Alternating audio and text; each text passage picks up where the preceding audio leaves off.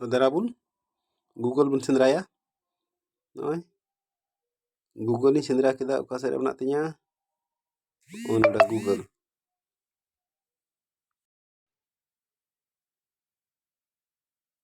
तो मिद घड़ी बन तैयारा। नॉय नोंका इंटरफेस हजूग कना। ओडे ऑल कना चेतान रे नेल ताबुन पे nrega.nic.in बिहार नुआ हो ऑल कते पे सर्च आपे हो। इना बाद रे नेलो ना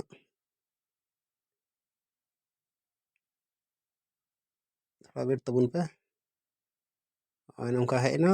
इंटरफेस हेना नोडे नेल पे होम डीपीसी नोर पे क्लिक ताबुना। इन टाइम रे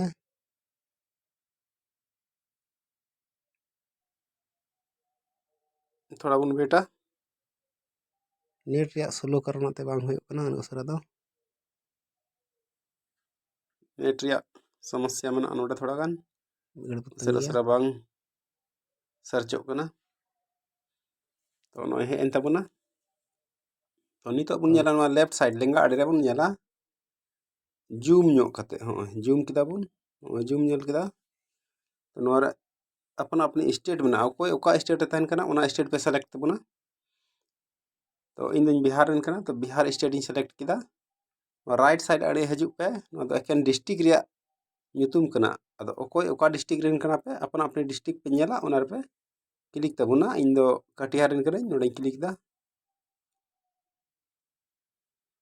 तो मिद घड़ी आर बन वेट हताड़ा। तो नॉय नेल ताबुन पे आरहों नोनाटा लेफ्ट साइड लेंगा आड़े रिया बुन जूम आबुन अदो नोआ दो चेद कना नोआ दो अपना अपनी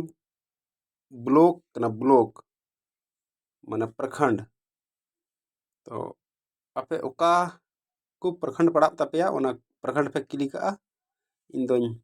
बलरामपुर रन कना ओनाई क्लिक आ। इन टाइम रे नेल ताबुन पे नॉय जत्तो कोन हेंदे माछा ऑल ते नेलोग कान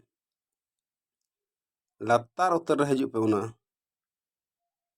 नोडे हजूग पे नोडे ऑल मेना लास्ट रे एकदम job card oblique employment register नोआ रे पे क्लिक ताबुना। नोआ रे क्लिक कते नेल ताबुन पे नोंका फर्स्ट रे ऑल मेना जॉब कार्ड इशूड। तो नोआ दो चेक कना बिहार रिया कना कटिहार जिला रिया कना बलरामपुर प्रखंड रिया कना ओना रे तिना पंचायत मेना ना जत्तो पंचायत रिया ᱧᱩᱛᱩᱢ नोडे सामने रे ऑल सदर कना होय नेलोग कना जूम कते नेल चे बना। तो उनका गे आपे हो पे सेलेक्ट आपे काकू पंचायत कान तापेया ओना पंचायत रे पे क्लिक आ। इन दिन भिनियल रेन कना तो भिनियल इन क्लिक अदा। तो मा नेल ताबुन पे तो नोंका इंटरफेस हजूग कना। तो नोआ नेल ताबुन पे सीरियल नंबर कान ताबुना तो जॉब कार्ड नंबर कना। अदो उना जिलिन जॉब कार्ड नंबर दो बाको मेतावा कना मेनखान जे लास्ट रे ओका दो पिया तहना ओका दो पुनिया तहना चेद लेका तहना लास्ट रिया ओना हिसाब तेगी उना कान गया जॉब कार्ड नंबर दो मनाव कते चला हुआ। और जैसे नोडे बन नेलदा प्रथम रे 1042 नोआ दो कना जॉब कार्ड नंबर ओकोया तालाकुड़ी हांसदावा उनिया जॉब कार्ड नंबर कना। तो नोआ रे बुझे बांग ᱧᱟᱢᱚᱜ कना तालाकुड़ी हांसदा दोय भिनियल रेन कान गया। तो भिनियल पंचायत कना उंडा आयमा आतो मेना छोटा मोटा आतो मेना आयमा ढेर गया। ओका आतो रेन कनाय तो चिकातेम बुझेवया। तो नु तालाकुड़ी रेन आज बाबा से आज रेन गार्जियन माने जामाय ताय अकोय कनाय ओना दो चिकाते बुन नेलया। तो नॉय नेल ताबुन पे होय ओने जैसे काठे बइन लई केदा 4 नंबर या पुनिया नंबर या ये तहन कना जॉब कार्ड नंबर तहन कना अकोय दो पिया नंबर। तो नोआ रेगे ओना लाइन रेगे पे क्लिका जूम ᱧᱚᱜ कते इंदु बुन कना नॉय नेल में 1042 4 डिजिट जे मेना नोआ रेगे क्लिका। तो उनी रेन नॉय नेल ताबुन पे ᱟᱨᱦᱚᱸᱧ ᱞᱟᱹᱴᱩ ᱧᱚᱜ ᱮᱫᱟ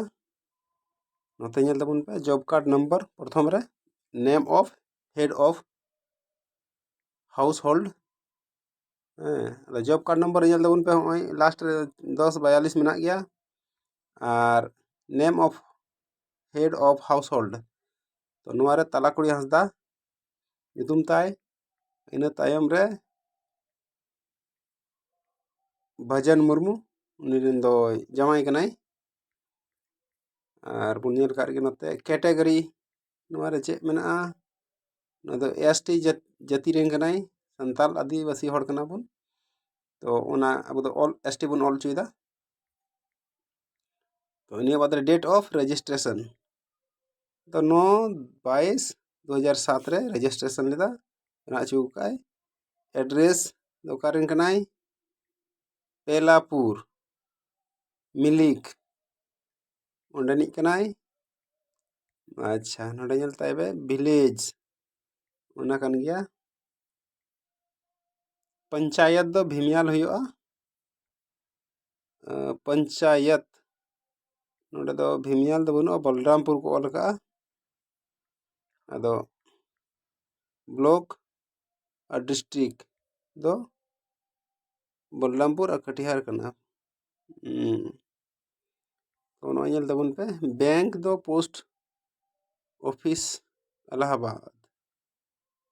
उनका डिटेल्स झेलोग कना नोदे फीमेल कनाय 30 साल उम्र ताय नोते बुन स्क्रॉला तालाकुड़ी हंसदा सीरियल नंबर 1 अच्छा नोआ मानुकायन तो आरहों अबुन बेका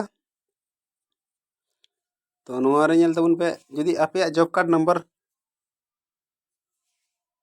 बाडाय कना पे तो ᱧᱩᱛᱩᱢ बापे नाम दा तो ओना जॉब कार्ड नंबर हो ओना 3 डॉट चेतान नेल पे 3 डॉट पिया पॉइंट मेना पिया टुडु मेना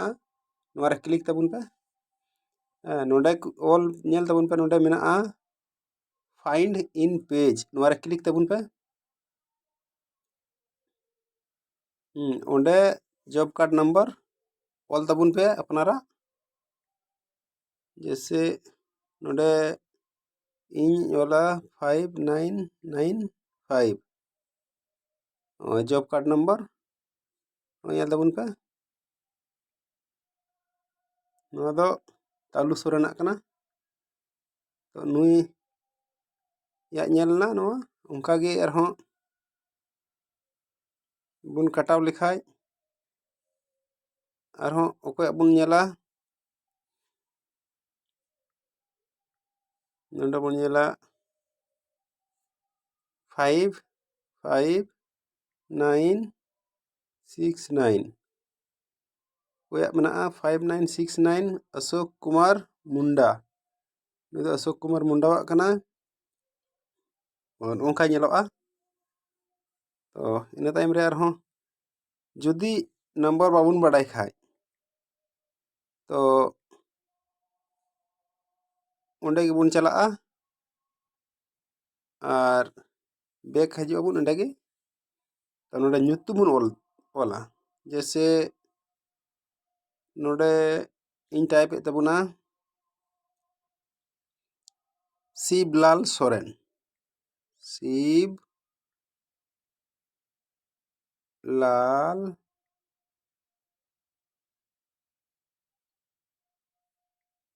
सोरेन सोरेन नुई बुन सर्च लेता है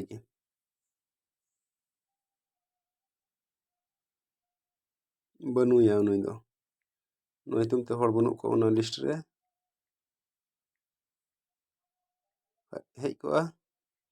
अच्छा और बुन बैक का लगी मिदम तो और के बुन फाइंड पेजा नोडे बुन ओला नोडे चे बुन लगावा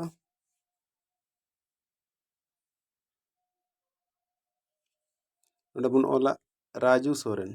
राजू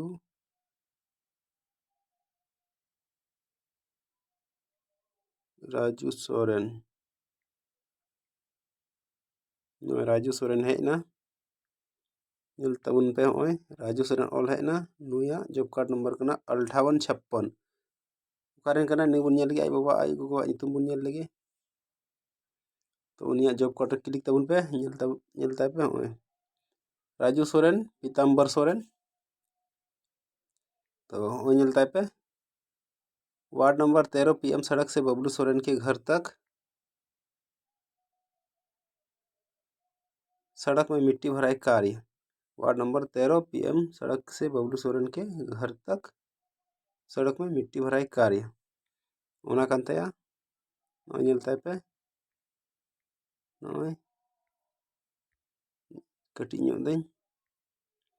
राजू सोरेन तीन तारीख रे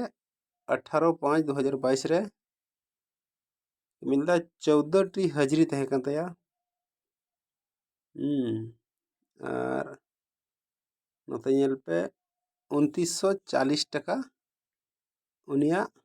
होय लेना 14 टी हाजिरी रे तो 210 टका ते को साब का तो उनका ñel तबन पे अपना अपनी जॉब कार्ड नंबर पे बड़ाई खाय ᱧᱩᱛᱩᱢ पे सेंद्राया और ᱧᱩᱛᱩम पे बड़ाई खाय जॉब कार्ड नंबर पे बड़ाई खाय जदि जॉब कार्ड नंबर पे सेंद्राय खाय जॉब कार्ड डलाव कते पे सेंद्राया जॉब कार्ड नंबर डलाव कते से आरहों पे लई दाड़े को तो मैं तबे इनका गे तीना वीडियो दो रेड गे जलिंग ना तो नवा वीडियो ñel कते मौज पे इको का खाय कुछ जानकारी पे नाम का खाय दो लाइक तबन पे कमेंट तबन पे शेयर तबन पे और सब्सक्राइब का तबन पे नुका गे आरहों मौज मौज जानकारी अगुई तबना यूजफुल जानकारी अगुया तो मा तबे तिहिं दो इंका गे।